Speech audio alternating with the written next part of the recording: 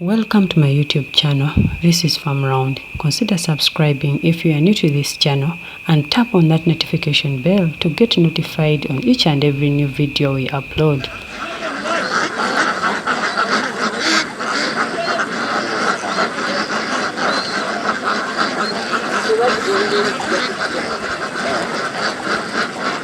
Abraham, come here.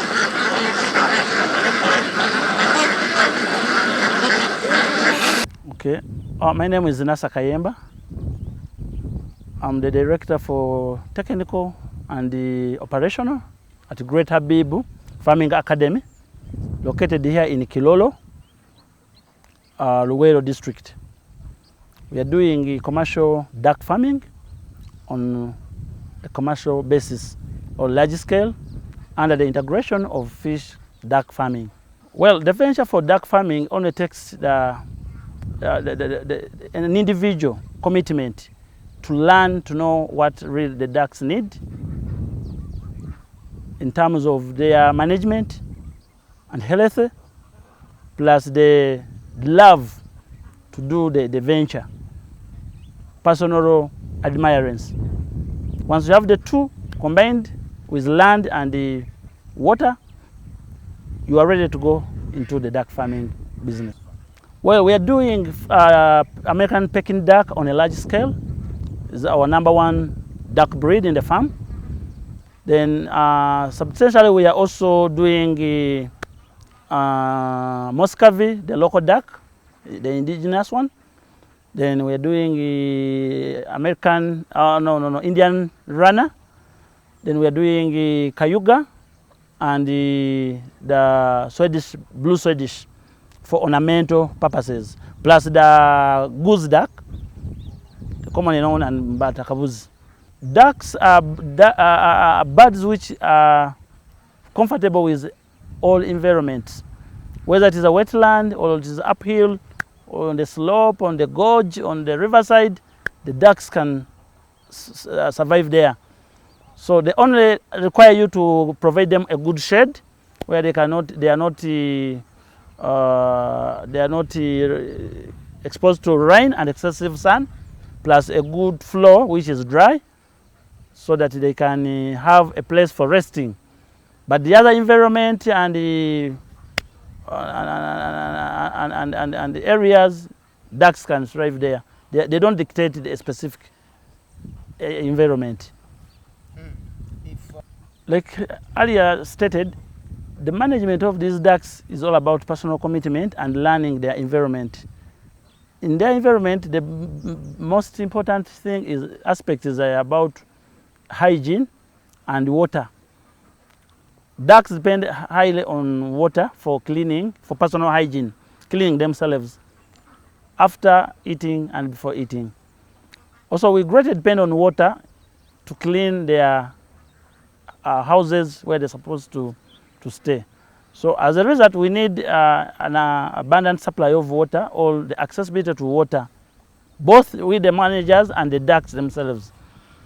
On the issue of the cost of managing these ducks is absolutely minimum, because they don't involve in the cost of medication. Ducks depend less on medication, pharmaceutical medications. They only need a few supplements in their feeds and their routine treatment, maintenance on deworming, on vitamins and mineral supplements in their feeds and water, and maybe disinfecting their surfaces to kill most of those bacteria on the surfaces. But apart from that, ducks really don't require a lot of any cost in managing their health. On feeding, yes, they have the least cheapest meal in terms of nutrient requirement in their feeds. So ducks can survive on each type of feed. Even if it was leftovers from your kitchen, the ducks will survive and grow on that at a free cost. They are able to graze freely. They eat freely on grass and the other insects, especially in this environment where there is the marshy environment in the wetlands. Oh yeah, ducks farming is one of the most one of the world's growing economic activity in the farming of birds, and its market internationally has been always more higher, triples the prices of the meat, all the eggs of the other birds. And interestingly, that the cost of raising the meat and the duck out of the duck meat is relatively cheaper compared to the other ventures in the other species of birds. So for you who have not been doing duck farming, really you have been missing a lot in terms of producing the cheapest and most expensive, the cheapest in terms of production and most expensive in terms of sales and buying the product. Depending on what people term as dirt, generally what some people call dirt is not dirt. Actually, it's out of that dirt that we get the gold in these ducks.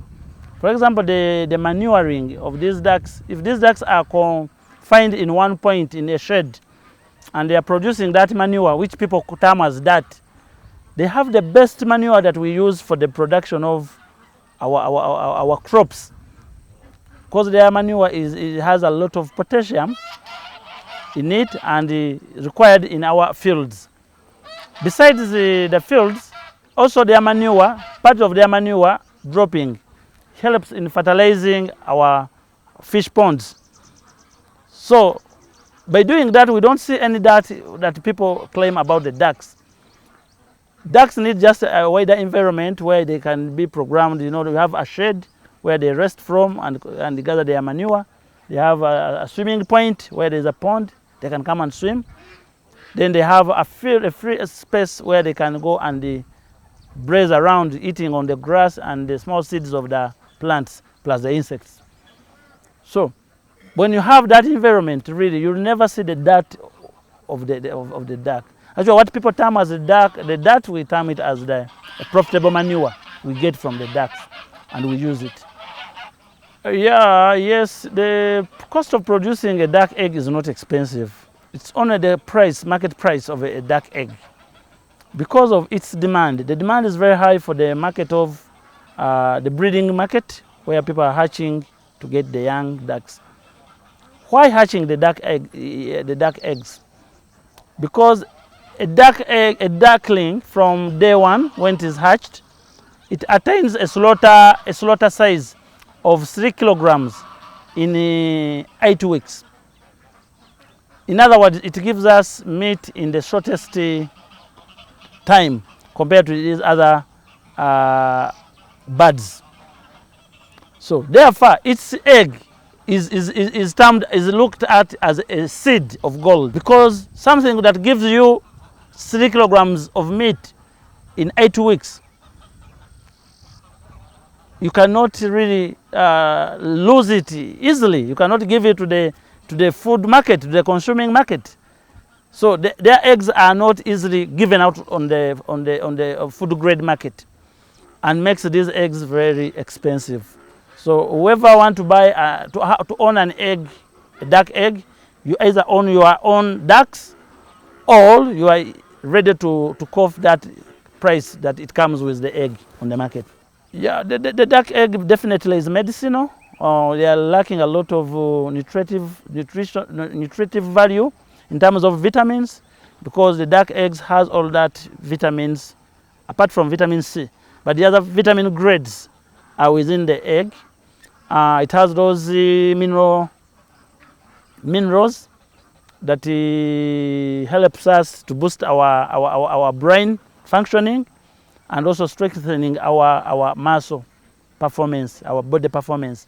Then also we look at the cholesterol free. The white egg part of the duck egg is cholesterol free. So it means it is very good for people who have dietary diseases like blood pressure, diabetes. They are free to eat those eggs, plus allergy. Those who are allergic to other egg types, they can eat the white type of the duck egg. So absolutely, they miss a lot in healthy terms for their bodies And also those who are aging, because the duck egg comes with that chemical composition, which reduces on the wrinkling of the skin, and also the replication of the skin in terms of replacing the dead cells on your body. Oh yes, value addition in dark meat. You know, value addition in most cases, either you are trying to look for an additional price on a product, or a product which has been there for a long time and it's not getting a good market, and you're trying to add a value on it. But it is exceptional to the dark products, especially for the meat and the eggs, that the current produced meat and egg has a market, a ready market, and maybe we have not really focused a lot on doing the value addition.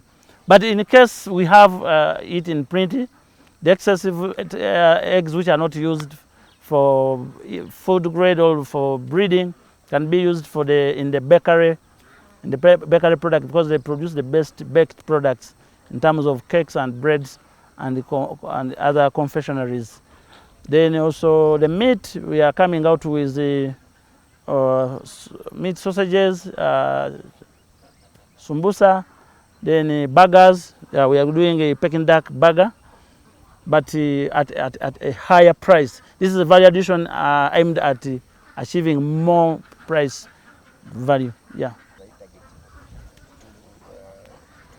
We don't want to politicize it or to put in more politics of numbers of farmers, but we are looking at the production. We are targeting at least at an export of 10 tons per week. That is our target. That is slaughtering around 5,000 to 10,000 ducks per week. That is our starting target market. So we don't need, we don't mind whether it is 3 farmers, or 4 farmers, or 100 farmers, as long as we can have that target production of 10 tons, that is 10,000 kilograms per week for export market. As you are ending. Oh, well, thank you. The ratio of breeding is 1 male, which we refer to a drake, to 3 hen ducks, or the female ducks. It gives us a total set of 4 ducks. So that is only 1 set of 4 ducks for breeding. So for somebody to start farming, you need to acquire from 1 to 10 sets. You can start duck farming on a small subsistence farming level. Then for commercial farmers, acquiring up to 25 or 40 sets of parent which are ready to lay eggs is very vital, because you start getting eggs instantly and breeding to multiply numbers. Because the issue in this duck farming is numbers, producing numbers. The market is there, but for big numbers, not 1 duck or 2 ducks. Then area, yes, we stock these ducks at an area of 1 set is stocked on 1 square meter of the house. So the size of your house will dictate the number of sets that you can put in terms of area measured in meters. Then you ask about, yes, I don't want to sound like a politician or somebody who is a commercial advertiser, but the real thing about the duck farming in Uganda, it's a bit new venture, but a promising one, because it is based on the world market demand, and its statistics and potential for market is available on the international networks. If anything you need to know about, if you can't come at Great Habib Farming Academy, still you can go and Google about the market value of duck products on the world market. You'll get it. Thank you for watching Farm Round. Those who have not subscribed, kindly subscribe to the channel so that we keep moving.